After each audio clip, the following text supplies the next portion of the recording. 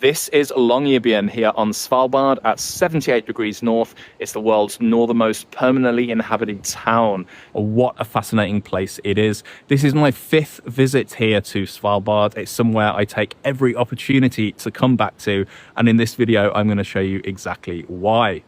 So only about 2,000 people live here in Longyearbyen, but it has everything they need to live and survive, from a supermarket to a school, a leisure centre, an international airport, and a hospital and a church, and on the list goes. For tourists, there's also plenty of things to see and do. Depending on the time of year, the activities on offer are very different.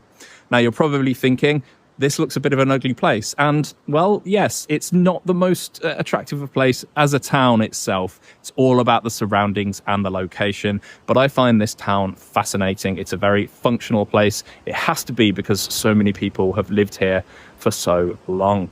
Now, as I say, there are a lot of things to see and do in Longyearbyen. So let's take a look at what there is on offer. But first of all, as I like to do on these videos, let's put Longyearbyen on a map, because understanding where this place is critical for everything that comes next. The Svalbard archipelago is north, very far north.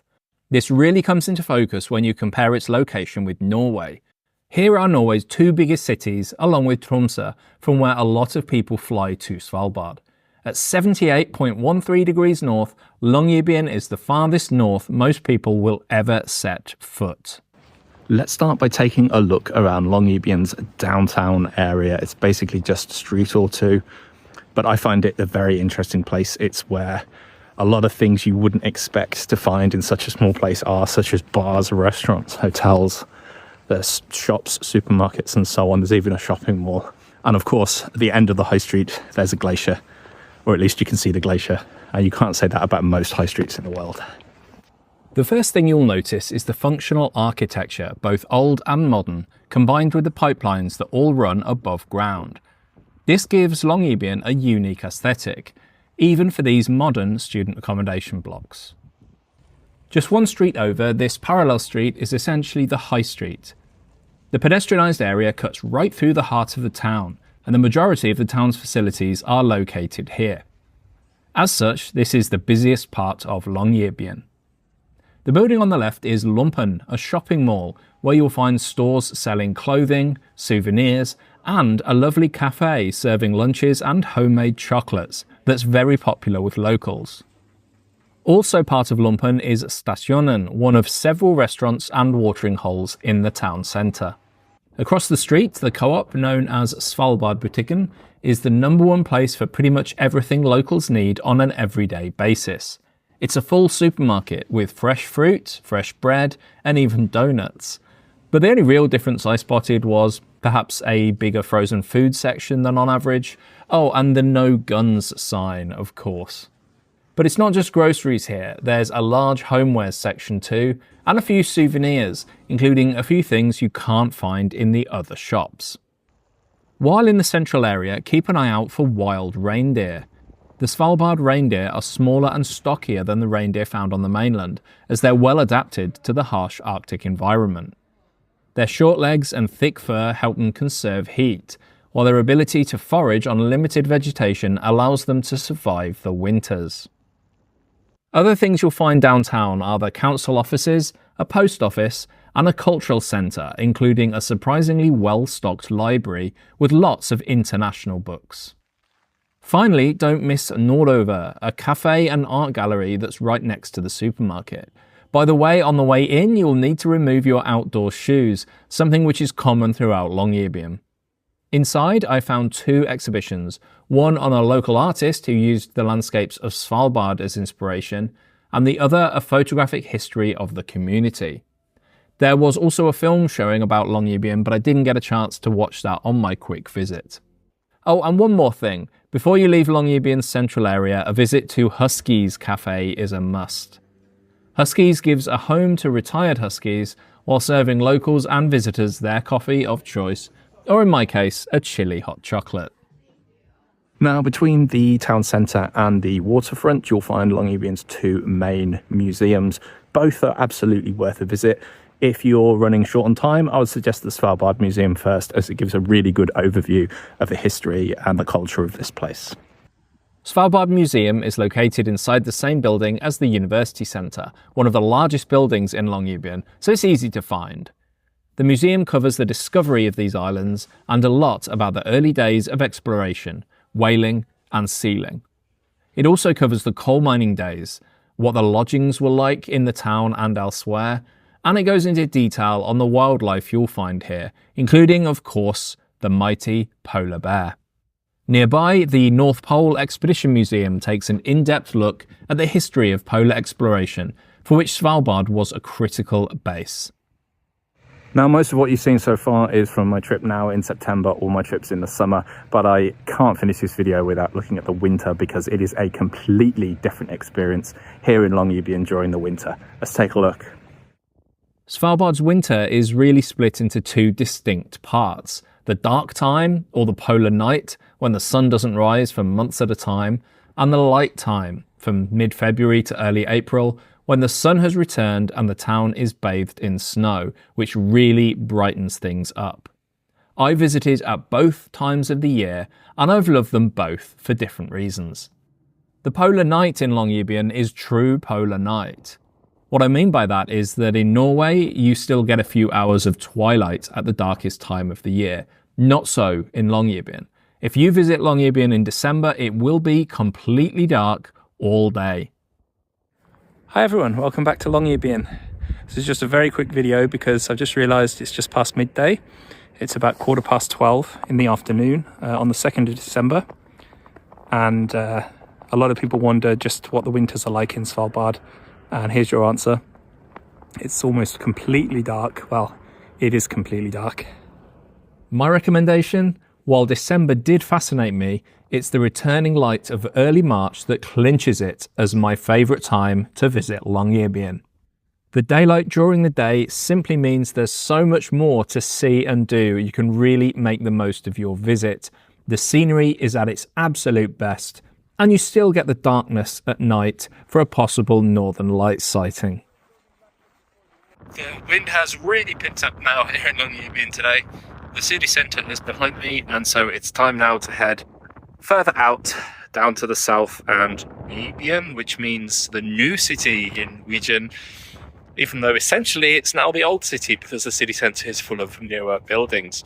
So let's follow these pipelines and head on over to Nybyen. The walk to Nybyen is quite nice, even on a cold, windy day like this. On the left-hand side, up in the mountains, you'll see some of the remnants of a former coal mine. And on the right-hand side, just over here, I see Huset, which is used to be the main watering hole for Longyearbyen when Nybyen was the main part of the settlement. And over the years, it's been a restaurant and a meeting place for events and various things. I went there a few years ago. I'm not actually sure whether it's still open today. I think it is.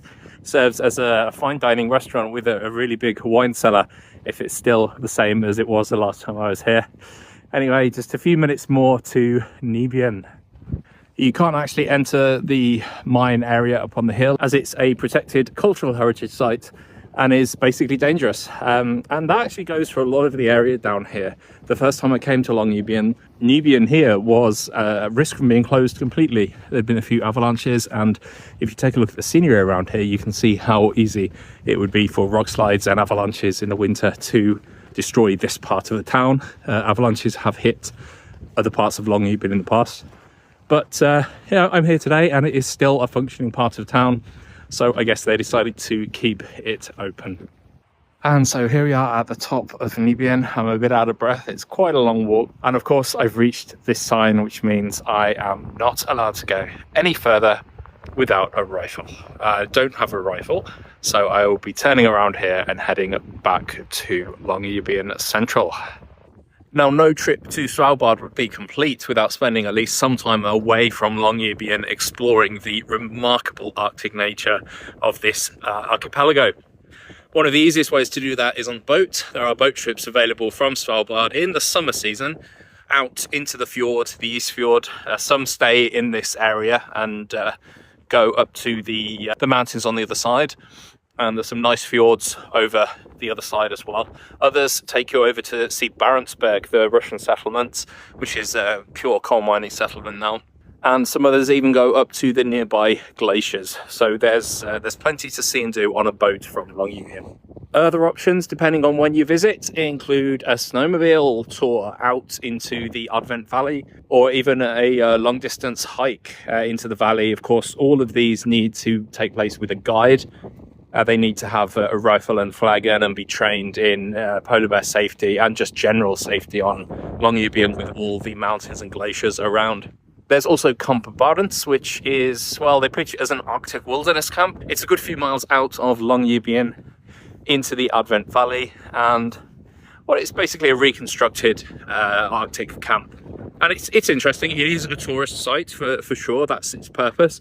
But it's also interesting. You get to meet some huskies and then go into the tent, have some food, and get some stories about life here in Longyearbyen. So yeah, it's a nice experience if you've got a couple hours and you want a little taster of something outside of the settlement here. Speaking of huskies, of course, there are husky-pulled sled rides. They take place on the snow, and that's possible, but also on wooden carts, so you can actually take a husky ride year-round here in Longyearbyen. Now, on the walk back into Longyearbyen, we pass the school, a sports hall, including swimming pool, and one of two kindergartens here in Longyearbyen. So, as you can see, there really is a full functioning community here, despite there being only a couple thousand people. And over on the west side of the town is a church and a brewery and a few other bits and pieces. I'm not heading over there today, but I've been there before, so here's what to expect over there. Uphill from the town centre, Longyearbyen Church is well worth a visit. It's a place of worship, of course, but it also functions as a kind of community centre, with a large lounge that often hosts children from the local school or other visitors.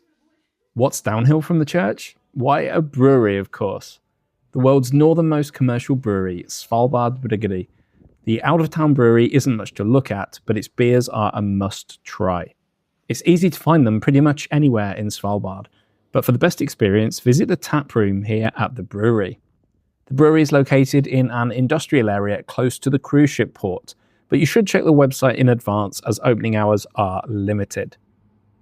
And here's something new since the last time I was here, or at least something I have never noticed before. It's disc golf or frisbee golf, and of course, it's the northernmost such a course in the world.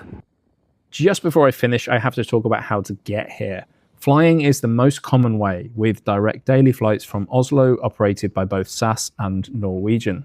Some of them, especially SAS departures, call at Tromsø on the way. An airport coach service is available in Longyearbyen that calls at all hotels in the town. In recent years, Longyearbyen has become a popular port on cruise itineraries. Recent changes to environmental legislation mean that fewer cruise ships are likely to call here in the future, but there will still be options available, especially on smaller expedition ships. Another option is Norway's Hurtigruten. Although known for the Norwegian coastal route and its expedition ships, Hurtigruten also operates the relatively new Svalbard line. This cruise from Bergen to Longyearbyen calls at several interesting ports along the Norwegian coastline. Now, although the round trip returns to Bergen, you could do as I did and take just a northbound voyage, which allows you to spend much more time exploring Longyearbyen before flying back to mainland Norway. Check this video out to see how my experience was on the Svalbard line, plus lots of advice if you're planning to do the trip yourself. Thanks for watching.